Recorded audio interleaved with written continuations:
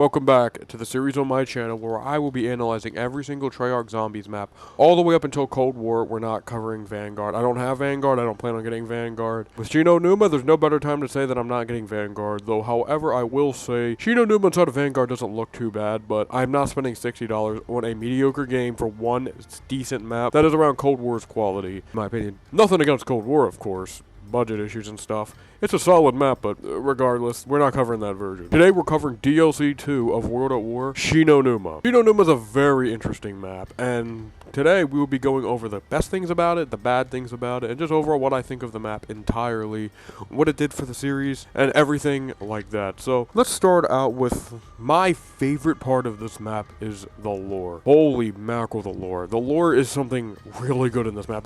This is the first map, I believe, with radios in them. I think Varrock had one, but this is the first map with radios and our first actual crew, Ultimus. This map, regardless of what I have to say in a little bit, is automatically good because of Ultimus. Ultimus is my personal second favorite crew in Zombies. I love Ultimus. They're funny, they're hilarious, they have a lot of wacky dialogue with each other, they're on a ton of maps.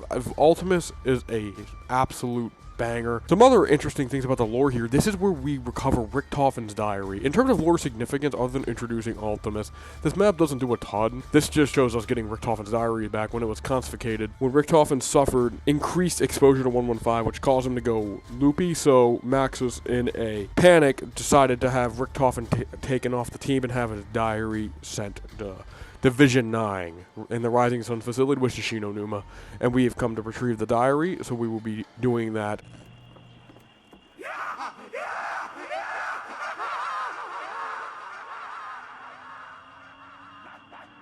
And that's pretty much it for lore here, but it's still really good stuff, especially with the addition of radios and things like that. Not only did this introduce a bunch of lore, but this is also the Wonder Weapon. The Wonder Weapon was made, of course, it has the lore behind it, Richtofen's Wunderwaffe. The Wonder Weapon of this map, the Wunderwaffe DG2.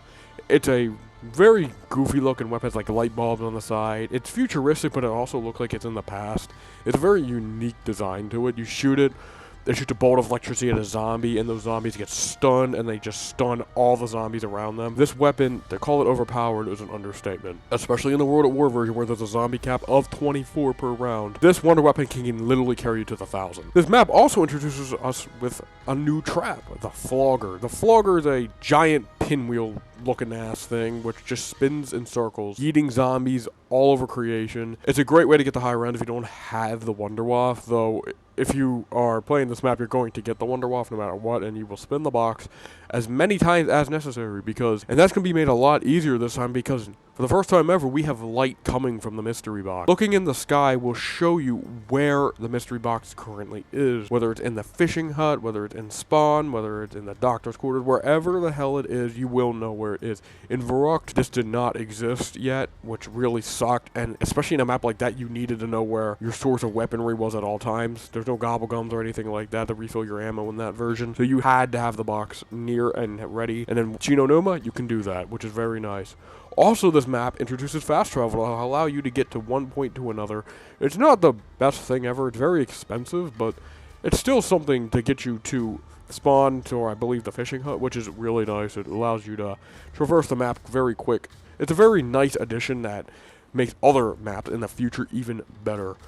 And of course, a huge addition to this mode is the Hellhound round, or just the max ammo rounds as they're known. Every 7 rounds, starting from round 6, I think, the fog will just roll in, and you hear a very distinct lightning strike sound, and then the Hellhounds spawn in. These guys are a lot faster than normal zombies, however, their health is pitiful. Like, they just take, using the trench gun here, which is a wall weapon, will absolutely demolish these guys. In World at War, they are a lot stronger than they are in the future games, so they might prove to be some type of threat, and even in the newer games, they can catch you off guard every now and again if you're not careful. Overall, though, these guys, for being very unique and a welcome addition, are a little too easy.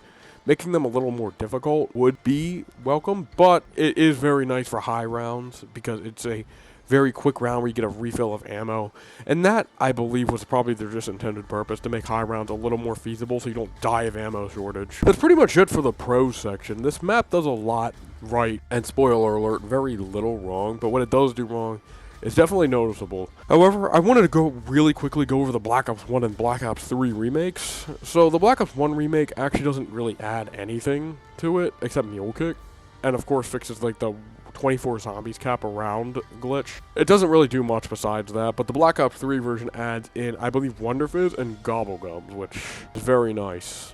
It's a very good addition. It allows the map to be even more fun. And you pretty much have to, there won't be like any glitchy zombies or anything. And it's just in the Black Ops 3 engine, which is always nice.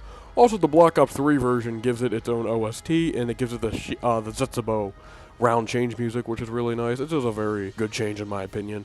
We have a lot of pros we went over today, and I'm really glad they were all deserved. And this map's lore, its introduction of fast travels, the lights from the box, the hellhounds, it's just a really good map overall in terms of introducing new things and making the zombies mode even better than it already was in Verrucht. Unfortunately, we do have some things we need to talk about that aren't the greatest. So this leads us into our cons section.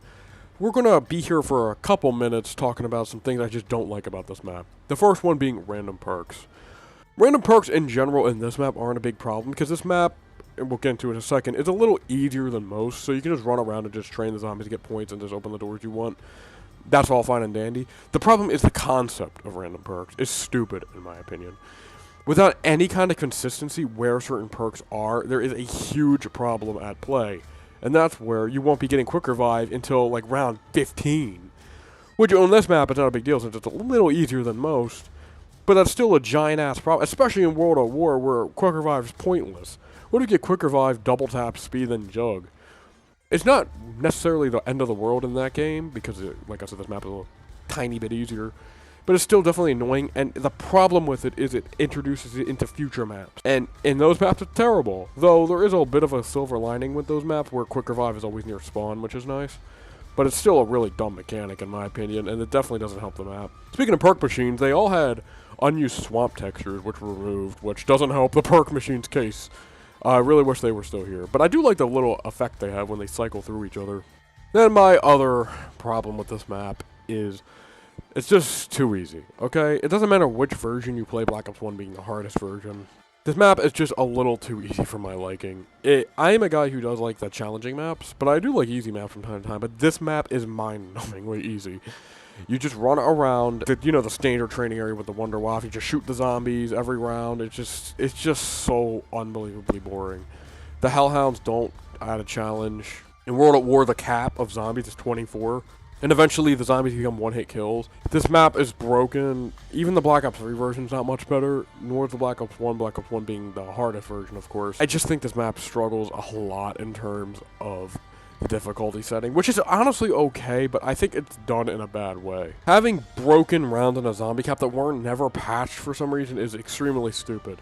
It's a dumb way to make the map easy, because the map is already easy in Black Ops 1, but it's done a little bit better there. Here it's easy for no good reason. However, it does allow you to get to insane rounds, so I'm not going to dog on it too much. And without this map, there wouldn't be people trying to get to around like 10,000. That wouldn't be possible, so we gotta say thanks to this map for that. However, for me personally, it does move it down a little bit. It's still a solid map, but the zombie cap, the broken rounds, and the fact that it's just boring and too easy is just definitely something that stains the picture that is Shi No Numa, in my opinion. Well, this brings us to the end of the video, as this one was a little shorter, I feel like, but I just wanted to talk about Shi No Numa today and discuss what I think about the map and what it did for the mode and what it unfortunately didn't do in terms of difficulty, but it's still a really good map regardless, and I actually do enjoy it, especially for the Ultimates introduction. You can't go wrong if you introduce the second, in my opinion, the second best crew in zombies. So I hope you all enjoyed this episode of the zombies analysis type of shit, which I hope you guys like, and I will see you all next time for Durice. Later.